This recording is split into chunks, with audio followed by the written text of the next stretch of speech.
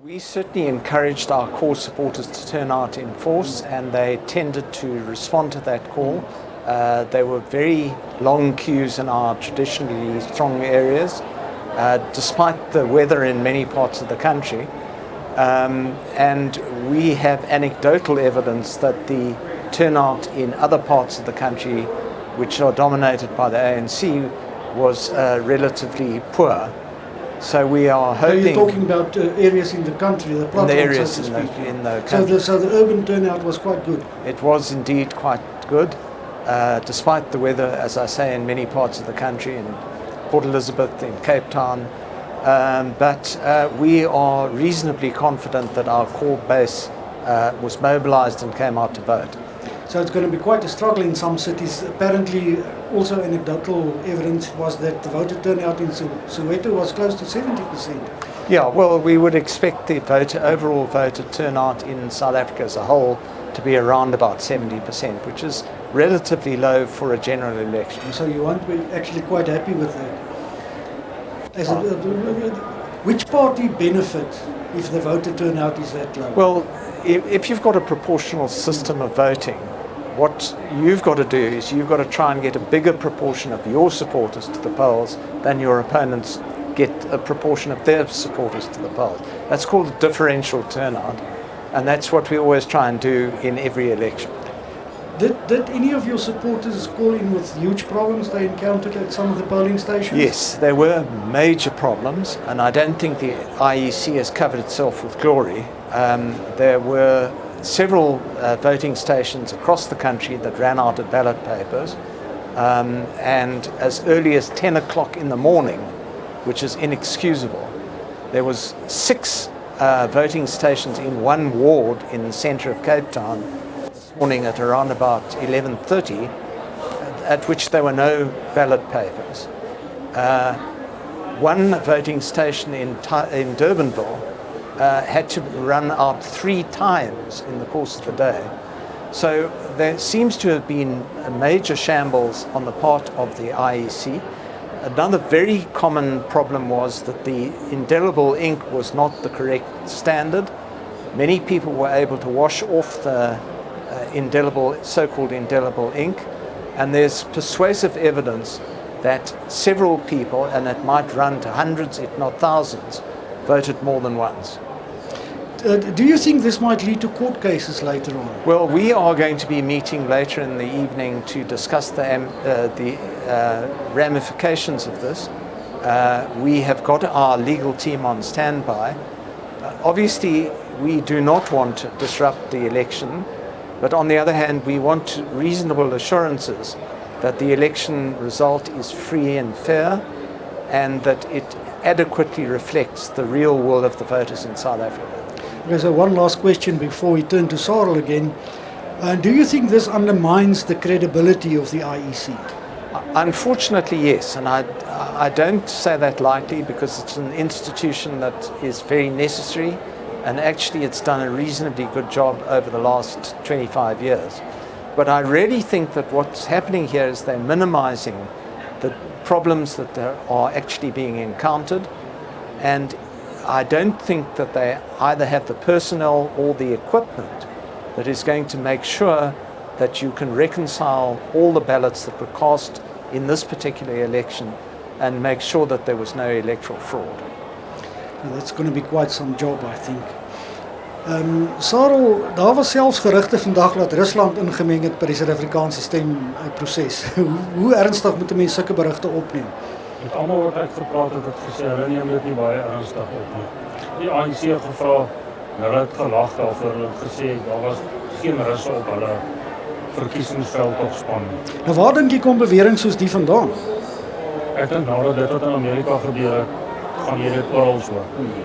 Mense probeer seker maar beïnvloedingsrol speel in ander lande se politiek. What do you think about that, James? Well, we have documentary evidence that there is such an attempt, there was such an attempt, and that the attempt was orchestrated by a person that was not far removed from Vladimir Putin, that was involved in the American destabilization. We have its report, or it's a document that purports to be its report, back to the ANC. And in that report, they talk about a attempt or a strategy to discredit the DA and the EFF. The DA because it is pro-Western, and the EFF because it is too radical. How do you think that nuclear power agreement still rankles or the... Well, I do think there have been a number of visits by senior politicians from the ANC to Russia for unexplained reasons. I do think that there is an association, obviously, between the ruling elite in the Russian Federation and leading members of the ANC. So it wouldn't surprise me if on a one-stage removed basis, the Russian leadership was involved in attempts to destabilize our democracy. Well, that is quite a serious allegation. Indeed it is, but I think at the very least, the Inspector General of Intelligence in this country and the Joint Committee on Intelligence needs to conduct a very serious investigation into it, because it might involve people in our own security system. So you will actually as a party take this further? Yes. Oh, absolutely. So let's turn to a few predictions. I know it's early stages yet. Sarel, kom ons begin met jou. As mens nou kyk, dan lyk dit of aan die stedelike gebiede die kiesers daar nogal in groot getalle gestem het. Watte provinsies soos Gauteng waar die DA, die ANC en die EFF in 'n harde stryd gewikkeld is. As ons nou kyk na Soweto se opkoms, wie dink jy gaan baat vind daarbey? Ek weet nie meer is net Soweto alleen of wat ons moet eers later weet wat het in die ander township gebiede veral gebeur. Maar ek dink dit gaan baie kop aan kop wees en ek weet nie of die ANC 50% gaan kry nie. You James in Gauteng will the ANC Yeah, well, we set ourselves 3 objectives in this election. We wanted to grow nationally. We wanted to retain the Western Cape, and we wanted to reduce the ANC to under 50% in at least another province. I think Gauteng is our best bet in that. I think we will not emerge from that as the biggest party, but what we do want to do is to create a circumstance in which coalitions or joint cooperative governance arrangements need to be determined. I think we'll grow nationally, and I think we'll hold on to the Western Cape. That is despite all the dire predictions beforehand that says the DA won't get 20% again, and they might even have a tough battle in the Western Cape, and they won't bring down the ANC's majority in Gauteng. Yes, well, look, I think that the methodology used by some of the market research companies is very misleading and leads to misleading results. So we were not particularly concerned by those reports. We do our own internal polling. It's a very sophisticated model that we use, and our predictions are based on our own polling information.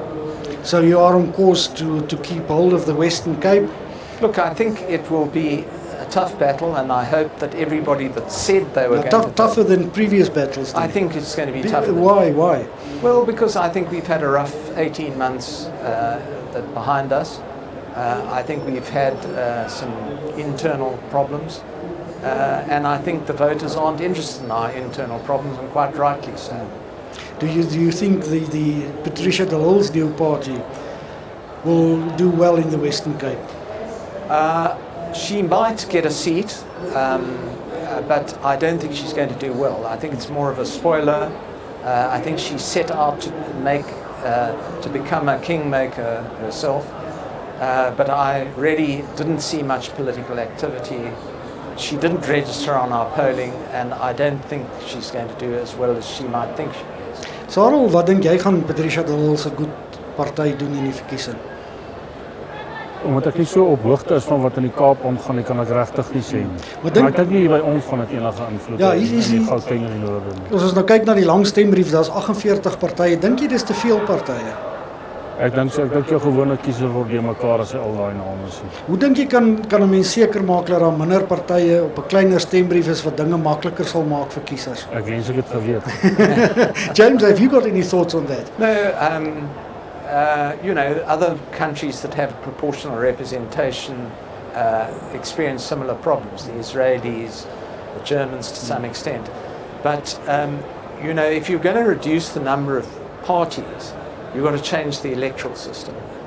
And part of the reason why there's a low turnout, or potentially low turnout, is because South African voters are irritated by the electoral system because they have nobody that says, you are my member of parliament, you are my member of the provincial legislature, you are my councillor, I want you to account to me.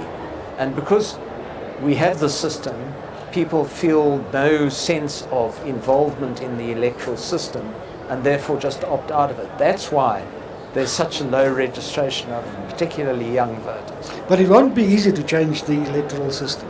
No, it won't be. I introduced a private member's bill to change it in 2013. When the committee voted on the bill, it was only the DA that wanted it changed. Every other political party represented at that time, including the Freedom Front Plus and the ACDP, they weren't interested because an electoral system of this nature favours smaller parties.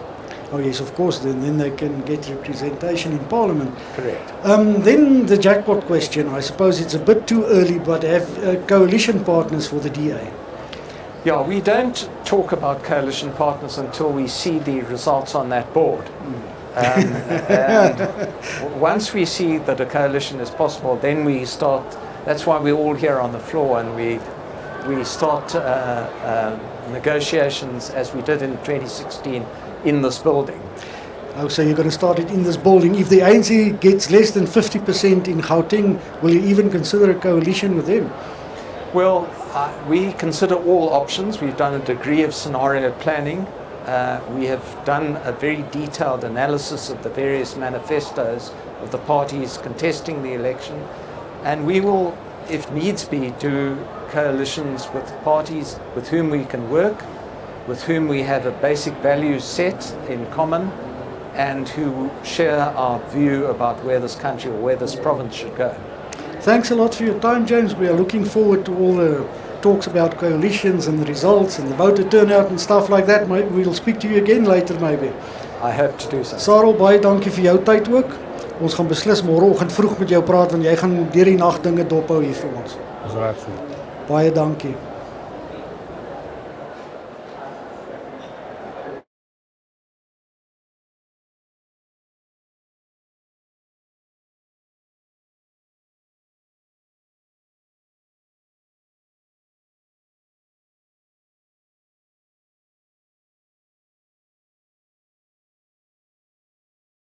En in jou stemdistrik. Vergelyk die uitslae en kiesersstatistieke van die vorige 4 verkiesings om die grootste verskil. Netwerk 24 se spesiale verkiesingsgids is die plek om te wees as jy al die nuus en uitslae van minuut tot minuut in Afrikaans wil kry. Volg die regstreekse dekking en ontledings deur joernaliste landwyd en vanaf die nasionale uitslagsentrum. Interaktiewe kaarte wys die uitslae nasionaal vir elke provinsie, munisipaliteit en in jou stemdistrik. Vergelyk die uitslae en kiesersstatistieke van die vorige 4 verkiesings om die grootste verskuiwings te sien.